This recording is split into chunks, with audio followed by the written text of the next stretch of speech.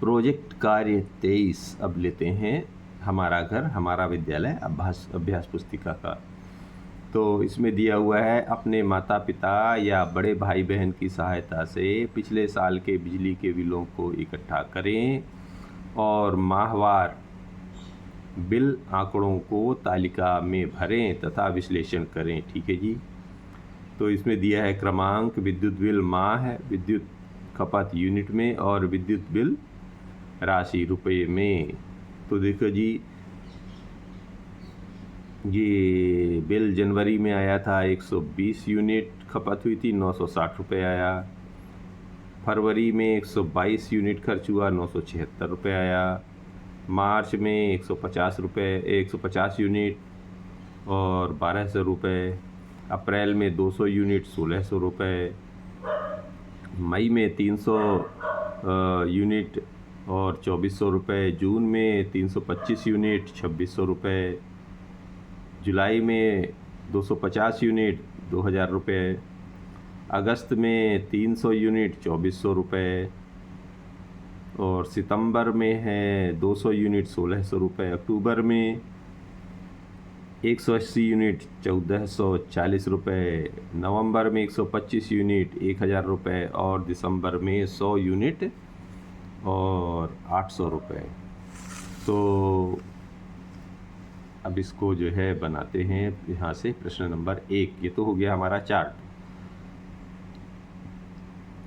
अब इसमें जो पहला प्रश्न बना ये है कि किस किस माह में ऊर्जा बिल ज़्यादा व्ययभार वाले होते हैं तथा किस किस महीने में ऊर्जा बिल कम व्ययभार वाले होते हैं। तो दोनों अलग अलग कर लो जी, एक चार्ट बना लेते हैं।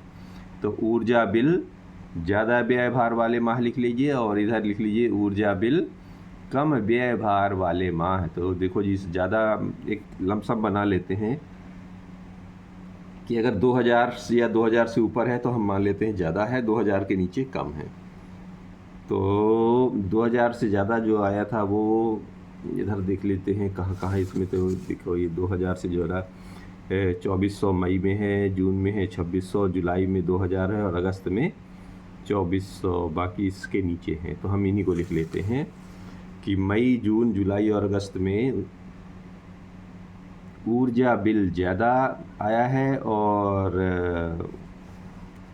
दिसंबर, जनवरी और फरवरी में यानी 1000 रुपये से जिस कम है वो हो जाएंगे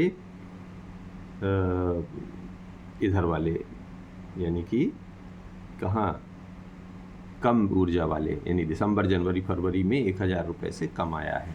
ठीक है, तो ये हमारे लिए कम ऊर्जा बिल था। तो प्रश्न नंबर 2, यह पता लगाने की कोशिश करें कि जिन महीने में ऊर्जा बिल अधिक आया है उसका क्या क्या कारण रहा है। तो जिन महीने में ऊर्जा बिल अधिक आया है उन महीनों में विद्युत उपकरणों का इस्तेमाल अधिक हुआ है। जैसे मई, जून, जुलाई, अगस्त में पंखों व कूलरों का अधिक इस्तेमाल करना है तथा अन्य घरेलू उपकरणों का इस्तेमाल इन दिनों ज़्यादा किया गया है। यानी कि इलेक्ट्रिक अप्लायंसेस बहुत ज़्यादा इस्तेमाल हुए हैं। जब ज़्यादा इस्तेमाल होगा तो बिजली की खपत भी ज़्यादा होगी। अब इसी में प्रश्न नंबर 3 कह रहे हैं कि विभिन्न तरीकों से पता लगाएं कि आप अपने ऊर्जा बिल की लागत को कैसे कम कर सकते हैं। तो हम अपने ऊर्जा बिल की लागत कई तरीके से कम कर सकते हैं। कैसे करते हैं, चलिए शुरू करते हैं। नंबर 1, एक तो सामान्य बल्ब की जगह एलईडी बल्ब का इस्तेमाल करें। बेवजह विद्युत उपकरण ना चलाएं। विद्युत स्विच हमेशा ऑफ स्थिति में रखें व ज़रूरत पड़ने पर ही ऑन करें, यानी बेवजह चालू ना रखें, है ना। और अपने घर के एयर कंडीशनिंग को कुछ डिग्री अधिक और हीटिंग इकाइयों को कुछ डिग्री कम पर सेट करें, यानी कि थोड़ा सा कंप्रोमाइज़ करें इसमें भी। और पुराने उपकरणों को ऊर्जा कुशल उपकरणों से बदलकर भी ऊर्जा बिल की लागत कम कर सकते हैं। बिल्कुल सही है, यानी कि पुराने उपकरण जो जिसमें बहुत ज़्यादा एनर्जी एफिशिएंसी नहीं है, उनको हटा के दूसरे उपकरण लगा लें तो भी हमारा काम, बिजली खपत कम हो जाएगी। बिल्कुल सही है। तो ये रहा। अब चौथा प्रश्न भी इसमें लेते हैं। क्या कह रहे हैं ये कि विद्युत ऊर्जा प्राप्त करने के लिए अन्य स्रोतों के नाम लिखिए। तो विद्युत ऊर्जा प्राप्त करने के अन्य स्रोत हैं, एक तो जल से भी होती है, फिर कोयले आदि की ऊष्मा से, नाभिकीय अभिक्रियाओं से, पवन शक्ति से, सूर्य की किरणों से, जिसे हम सोलर सिस्टम बोलते हैं ना, बायोमास से, और पृथ्वी के अंदर की गर्मी से। इतने प्रकार से हम विद्युत ऊर्जा बना सकते हैं। ठीक है जी। अब आते हैं 5वां नंबर प्रश्न कि ऊर्जा खपत कम करने के लिए आप सामान्य बल्ब का प्रयोग करेंगे या एलईडी बल्ब का? अपने विचार व्यक्त कीजिए। तो ऊर्जा खपत कम करने के लिए हम सामान्यतः बल्ब की जगह एलईडी बल्ब का इस्तेमाल करेंगे, क्योंकि एलईडी लाइट्स 50% औसतन कम ऊर्जा का उपयोग करती है।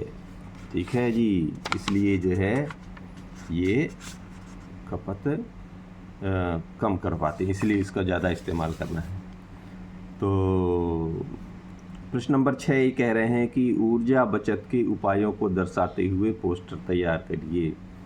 तो ये जी आप अपने से भी कुछ बना सकते हैं। ये एक तरह से पोस्टर बनाया गया है, आप देख लीजिए। अब आप जो है अपने और तरीके से का इस्तेमाल करके कुछ और भी बना सकते हैं। ठीक है, तो ये इस तरह इसको बनाया गया है। आप भी कुछ और बना लीजिए और उम्मीद करते हैं कि ये आप बात समझ पा रहे हैं। तो ये भी प्रोजेक्ट 23 हमारा यहाँ पर समाप्त होता है।